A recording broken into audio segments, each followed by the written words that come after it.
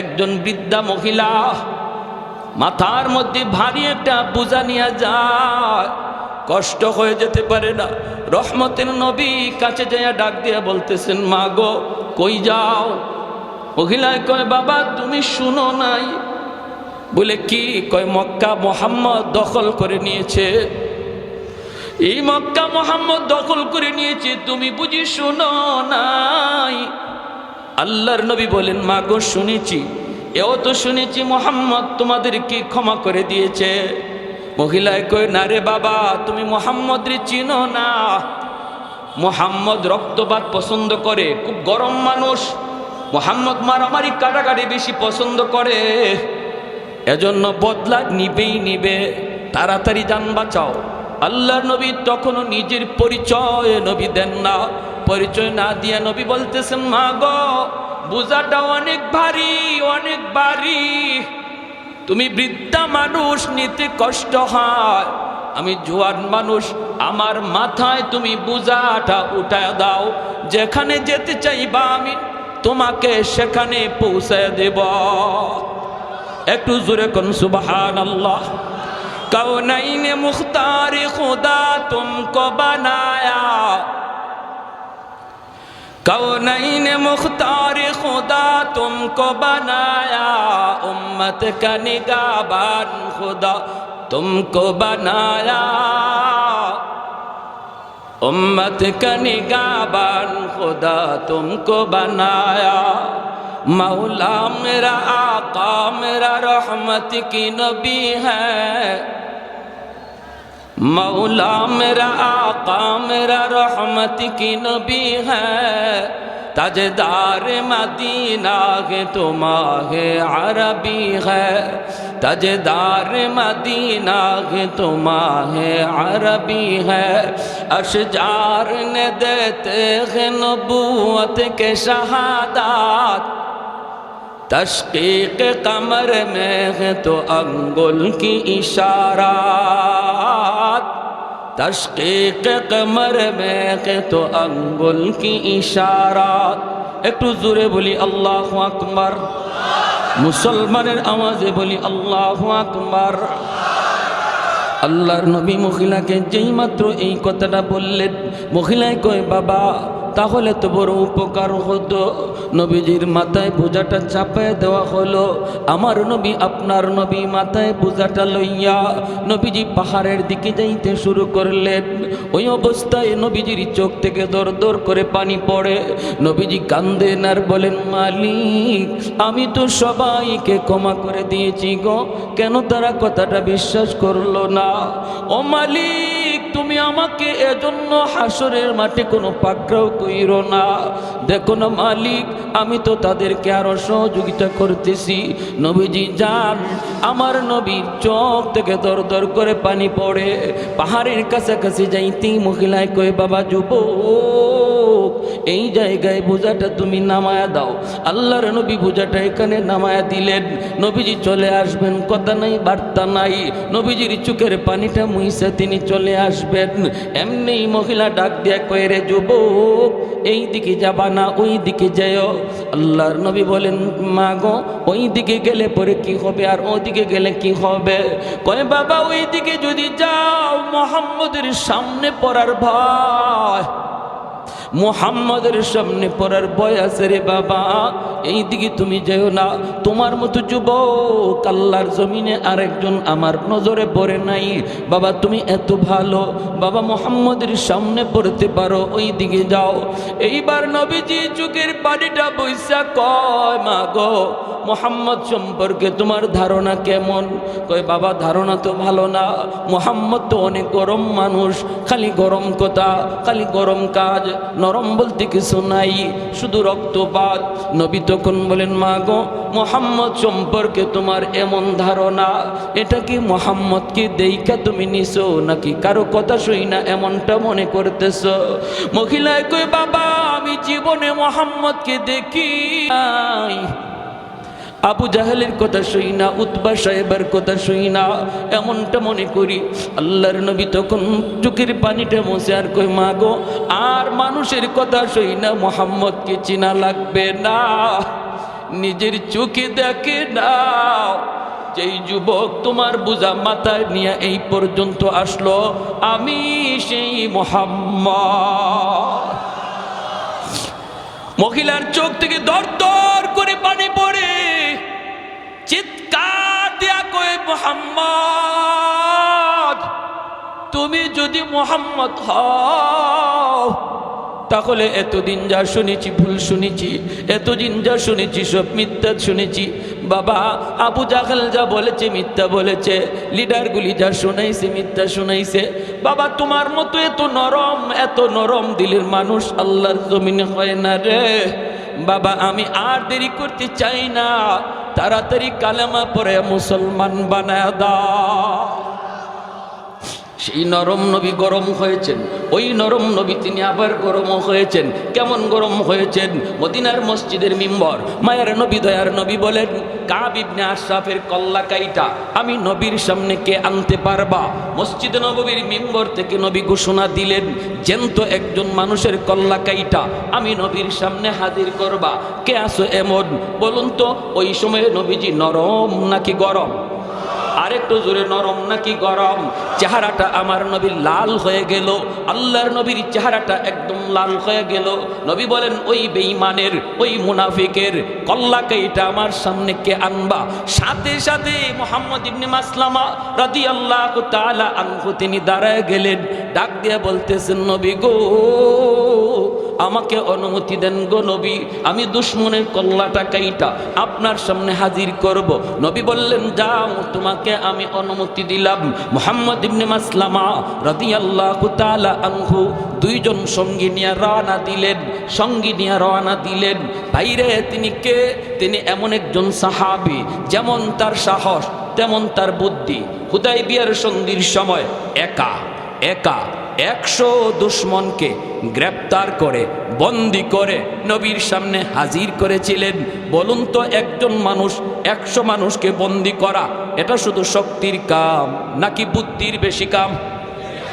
হ্যাঁ, কি পরিমাণ বুদ্ধি, কি পরিমাণ বুদ্ধি! দুইজন সাথী নিয়ে তিনি রানা। ইহুদিদের লিডার কাব ইবনে আশরাফের কল্লা আনবেন কেন? কারণ নবী বলেন, সে আমার আল্লাহকে গালি দেয়, আমি নবীকে গালি দেয়, আমি নবী আমার গালি সইতে পারবো, আল্লাহকে গালি দিলে আমি নবী সইতে পারি না। সে মুসলিম নারীদের নিয়ে ব্যঙ্গ করে, মুহাম্মাদুর রাসূলুল্লাহ আল্লাহকে গালি দিলে বন্ধু সয় না, আর বন্ধুকে গালি দিলে আল্লাহ সয় না, ঠিক কিনা? এর নাম হলো মহব্বত। এর নাম মহব্বতের মানুষকে কেউ যদি গালি দেয়, সত্যিকারের আশিক রাসূল সেটা সইতে পারে না। যে বলবে আমার নবীকে আমি মহব্বত করি, ভালোবাসি, নবীকে গালি দিলে আশিক রাসূল ঘরে বসে থাকতে পারে না, সে অবশ্যই জবাব দিবে, রাজপথে নামবে, রক্ত থাকলে রক্ত দিতে প্রস্তুত হবে। বাংলার জমিনে কি পরিমাণ সত্যিকারের আশিক রাসূল আছে প্রমাণ হয়েছে। আর যারা নবীর ইশক ভালোবাসা মুখে শুধু কয়, রাজপথে দেখা যায় না, জিলাপি পাইলে দেখা যায়। এরা সত্যিকারের আশিক নয়, মুখে আশিক, মূলত আস্থা একটা চিটা। স্কুল কলেজ ভার্সিটির ভিতরে আজকে প্রমাণ হয়েছে আশিক রাসূল আসেনি না, ঠিক কিনা? আল্লাহর নবী বলেন, যাও। মুহাম্মদ ইবনে মাসলামা রাদিয়াল্লাহু তাআলা আনহু সঙ্গে দুইজন সাথে নিয়ে রওনা দিলেন, আর বলতেছেন, দোস্তরা, সর্বদা তোমরা সজাগ থাকবা, আমার চোখের দিকে তোমরা নজর রাখবা। মুখে সব কথা বলা যাবে না, চোখের ইশারায় কাম করা লাগবে। যখনই পজিশন আসবে আমার চোখের দিকে তোমরা তাকাইবা, চোখের ভাষা বোঝা লাগবে, চোখের ভাষা বুঝতে হবে, জবানের ভাষা চলবে না।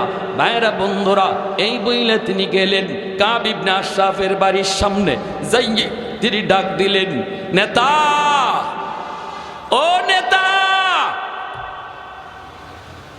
নেতা ডাকটা শোনা মাত্রই কাব ইবনে আশরাফ ভিতর থেকে কয়, দাঁড়াও, আসতেছি, একটু অপেক্ষা করো।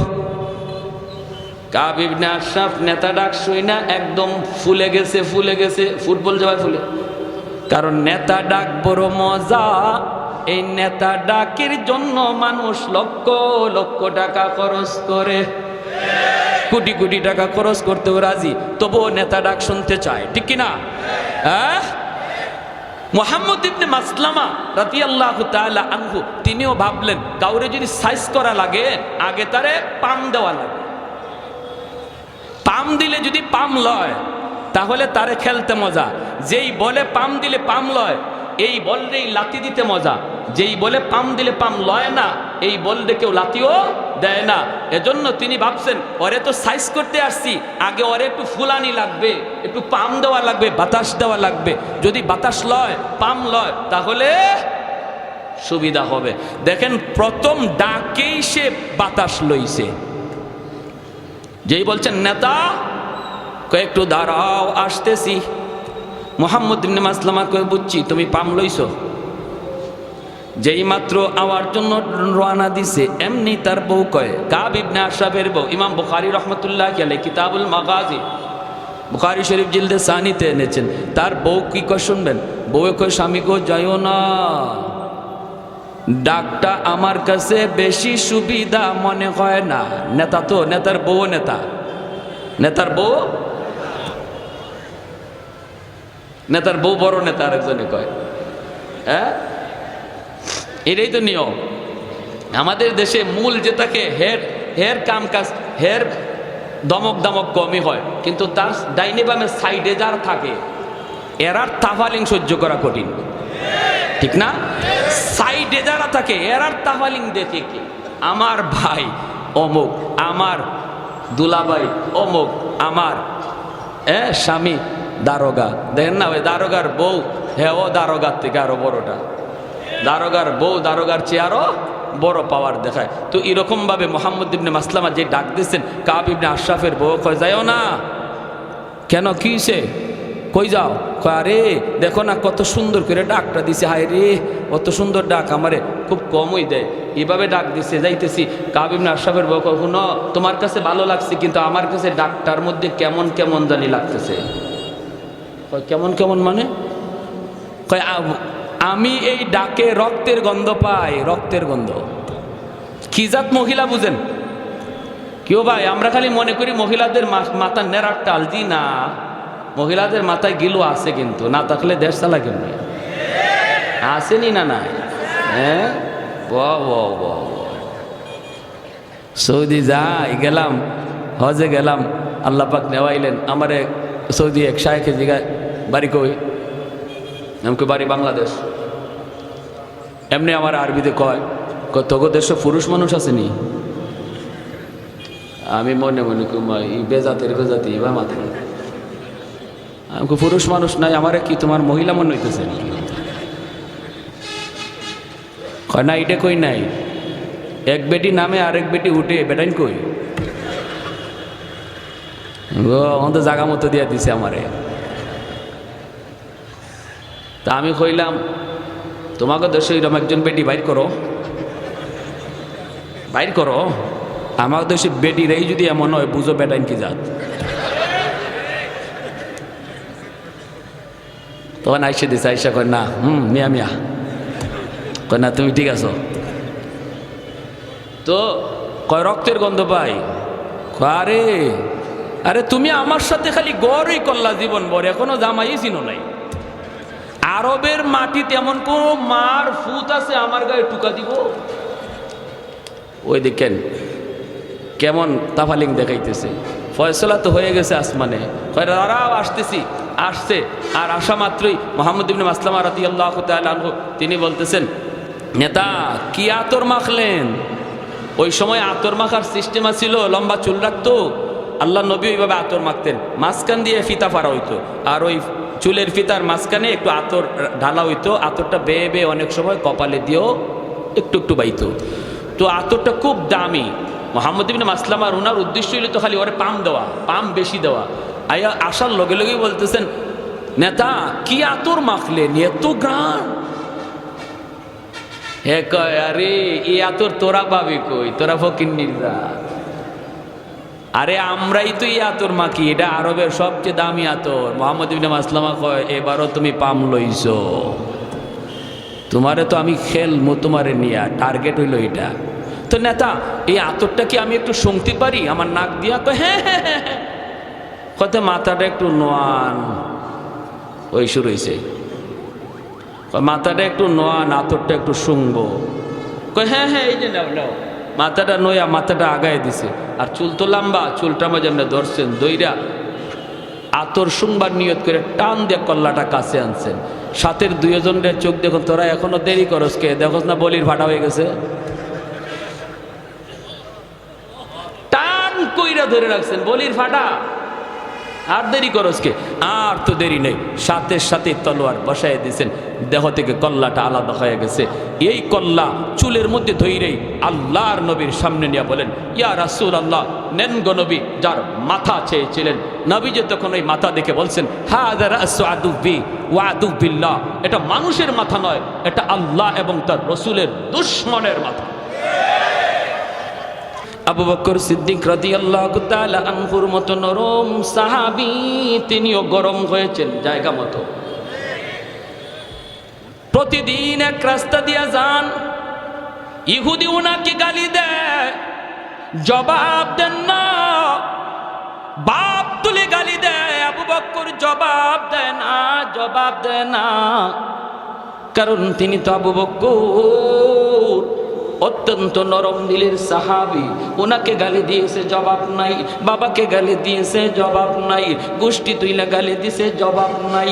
একদিন ইহুদি আবু বকরকে খেপানোর জন্য আমার নবী, রহমতের নবী, মায়ার নবী তুলে গালি দিছে, আল্লাহকে গালি দিয়ে বসছে। কয়ে মুসলমানরাও ফকির, ওদের আল্লাহ ফকির, ওদের নবীও ফকির। নাউজুবিল্লাহ কর।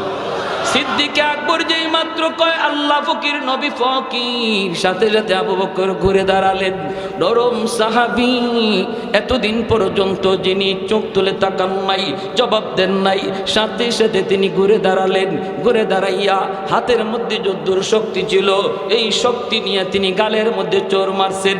চট্টা খাইয়া গালটা একদম 5 আঙ্গুলের দাগ বসে গেছে, দপাশ দিয়ে মাটিতে পড়ে গেছে, ওই পাশ দিয়ে পড়ে গেছে। নরম হাত যখন গরম হয় কেমন হয় একটু বুঝেন, আরো জোরে টেকে না। নরম হাত যখন গরম হয় তখন খবর হয়ে যায়, খবর হয়ে যায়। আবু বকরের হাত ছিল এতদিন নরম, হঠাৎ করে হয়েছে গরম। নরম হাতের পিছনে আছে আল্লাহর হাত, ঠিক কিনা জোরে বলেন? উলামায়ে কেরামের হাতের পিছনে আছে আল্লাহর হাত, ওলি আল্লাহদের হাতের পিছনে আছে আল্লাহর হাত, নবীদের হাতের পিছনে আছে আল্লাহর হাত, সাহাবীদের হাতের পিছনে আছে আল্লাহর হাত। উঠে না, উঠে না, উঠে না, উঠে না, উঠলে খবর হয়ে যায়, ঠিক কিনা জোরে কন? উঠে না, উঠে না, উঠে না, উঠলে খবর খাওয়া যায়। মুসা নবীর হাতের তাপ্পর খাইছিল ফেরাউনে, সেই শিশুকালে দুধের বয়সে, দুধ বয়সে ফেরাউনে খাইছে মুসা নবীর হাতের তাপ্পর। খাইয়েই ডাক দিছে আসিয়া রে, ও আসিয়া কই গেলা, তাড়াতাড়ি আও, খবর হয়ে গেছে। কি হইছে? কই আমার গালে চোর মারছে। কেডায় মারছে? কয় এই ছোট বাচ্চায়। আসিয়া বলি, এটা তুমি কি কও? ছোট বাচ্চা হাত নাড়ানাড়ি করছে, তোমার গায়ে লাগছে, গালে লাগছে, তুমি কও চর। বাচ্চারা এমনি তো হাত নাড়ানাড়ি করে। ফেরাউনে কয় না গো আসিয়া, চটটা আমি খাইছি, আমি বুঝি। এটা বুঝা মারছে না না বুঝা মারছে আমি বুঝছি ভালো কইরা। ছোট মানুষের সন্না ঈশ্বরের মাঝে কি শক্তি আছিল এটা আমি টের পাইছি। তাহলে বুঝলেন নবীদের হাতের পিছনে আল্লাহর হাত। উঠে না, উঠে না, উঠলে খবর হয়ে যায়, ঠিক কিনা? উলামায়ে কেরাম হাত তুলে না, তুলে না, তুলে না। উলামায়ে কেরাম নরম জাতি, নরম থাকতে দাও। উলামায়ে কেরাম হাদিস পড়ায়, উলামায়ে কেরাম দিনের কাজ করে, দিনের কাজ করতে দাও। তোমরা মরা গরুর হাড্ডি চাবাও, যা মন চায় তা চাবাও। আমাদের কোরআনে আঙ্গুল দিও না, আমাদের টুপিতে আঙ্গুল দিও না, মুসলমানের দাড়িতে আঙ্গুল দিও না, নামাজে আঙ্গুল দিও না। উলামায়ে কেরাম যাদের উসিলায় আল্লাহ জমিনে রহমত নাজিল করে, এদেরকে নিয়ে ষড়যন্ত্র করবা না, ষড়যন্ত্র করবা না। মনে রাখবা, যদি করো, যদি আঙ্গুল তুলো, যদি কোরআনে আঙ্গুল তুলো, তাহলে এই নরম হাত কিন্তু গরম হয়ে যায়, মুসা নবীর হাতের মতো, আবু বকরের হাতের মতো, ঠিক কিনা জোরে কও? যে যে লাইনে আসো এই লাইনে পণ্ডিতি করো, আরেক লাইনে যাও না।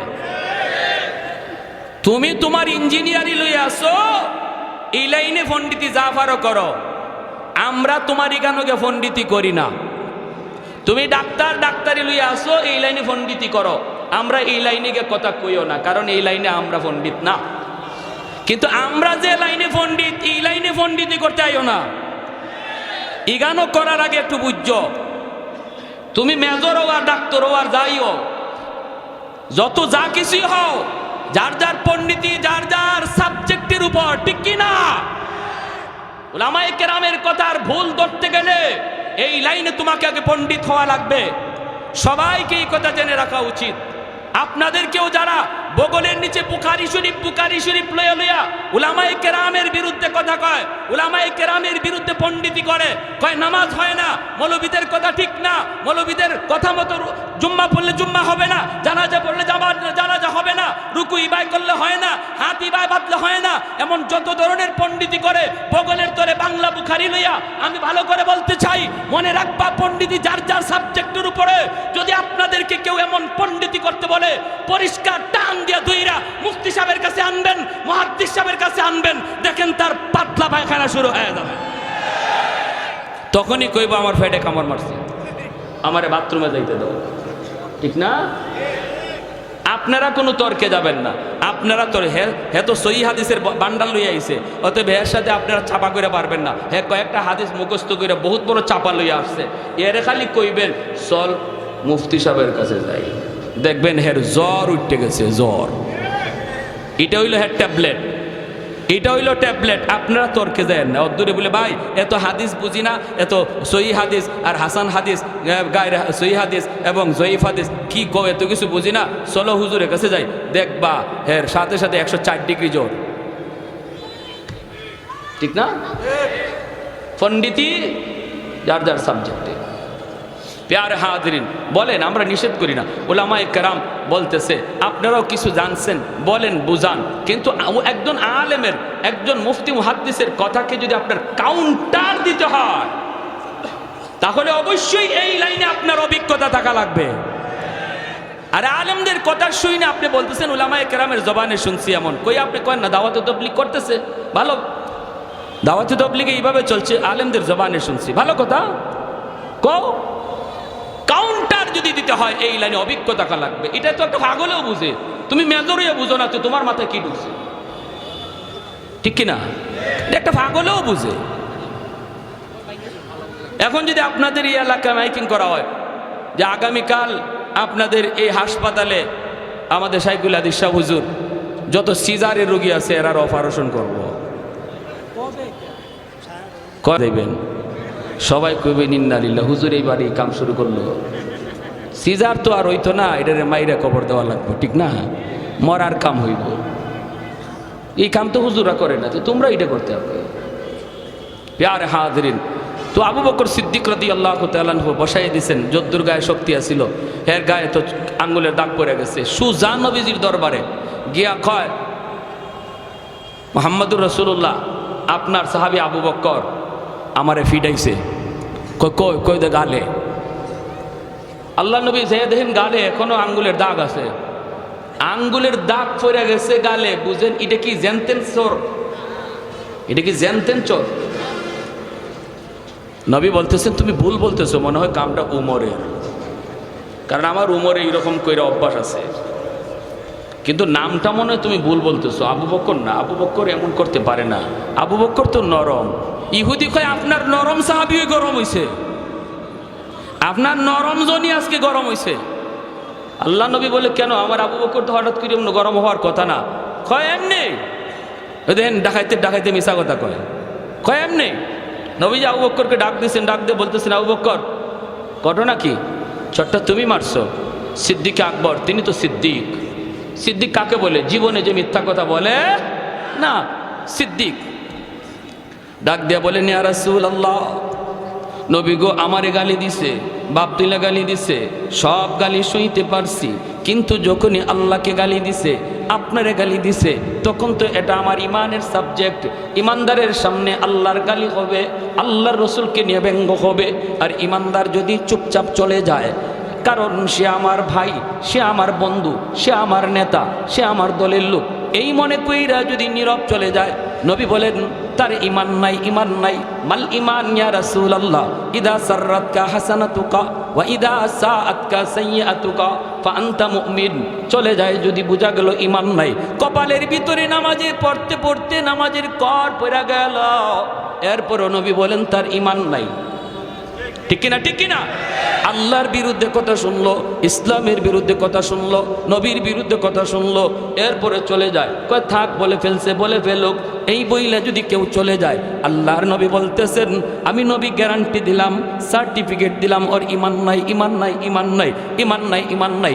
এজন্য ভাইরা বন্ধুরা, আবু বকর সিদ্দিক রাদিয়াল্লাহু তাআলা আনহু তিনি বলেন, আমি মারছি গো নবী, যখনই আপনারে গালি দিছে আল্লাহ তুলে গালি দিছে। আল্লাহ নবী বলে, আবু বকর, মুহাম্মদুর রাসূলুল্লাহর আদালতে বিচার রে। আল বাইয়িনাতু আলাল মুদ্দাই ওয়াল ইয়ামিনু আলা মান আনকার। তুমি তোমার দাবির সপক্ষে তুমি দলিল পেশ করো। তোমার আল্লাহকে গালি দিয়েছে, দলিল দাও, দলিল, নতুবা সে কসম করে কিন্তু বিচারের রায় পক্ষে নিয়ে নিবে। আবু বকর সিদ্দিক বলেন, নবী গো, কেউ ছিল না গো নবী, ওখানে কেউ তো ছিল না, আমি আর সে শুধু ছিলাম, সাক্ষী দিবে কে?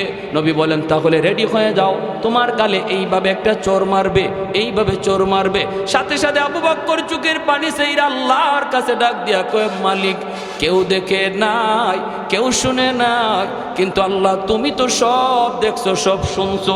সাথে সাথে আল্লাহ জিব্রাইলে পাঠায় কয়, বন্ধু, আবু বকরের পক্ষে আমি আল্লাহ সাক্ষী দিলাম। সুবহানাল্লাহ। তাহলে নরম সাহাবীও তো গরম হয়েছে। আচ্ছা আচ্ছা, ঠিক আছে, বোঝা গেল, নরম সাহাবীও গরম হয়েছেন, ঠিক কিনা ভাই? এজন্য বলতেছিলাম, আমার মূল কথা উদ্দেশ্য, আজকে সিরাতুন নবীর প্রোগ্রাম ওলামায়ে কেরাম হাতে নিয়েছেন, আপনারা সহযোগিতা করছেন। আলহামদুলিল্লাহ। কি ছিল নবীর সিরাত? উল্লেখযোগ্য একটা নবীর বৈশিষ্ট্য ছিল, নিজের স্বার্থে, হুজুর আমার আগে বলে গেলেন, নবী তার ব্যক্তি স্বার্থে কোনোদিন গরম হন নাই, কিন্তু ইসলামের জন্য এমন গরমও হয়েছেন, এরও কোনো নজির আর কেউ দেখাইতে পারবে না, ঠিক কিনা?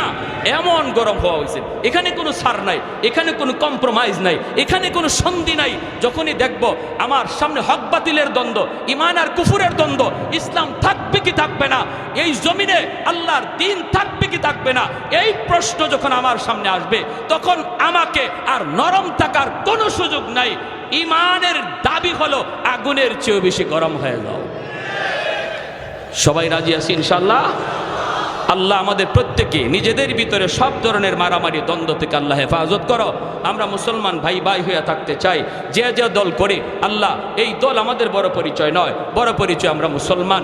আমরা দলের কারণে কেউ কারো গায়ে যেন হাত না তুলি, আল্লাহ আর ইসলামের পক্ষে যেন আমরা সর্বদা মজবুত থাকতে পারি, আমরা যেন তলোয়ারের চেয়েও বেশি ধারালো থাকতে পারি। আল্লাহ তৌফিক দান করো। সবাই বলি আমিন। ওয়া আখির দাওয়ানা আনিল হামদুলিল্লাহি রাব্বিল আলামিন। আপনাদের সামনে একটু রুমাল যেতেছে, অনেক খরচ, এটা তো আপনারা বুঝেন। যারা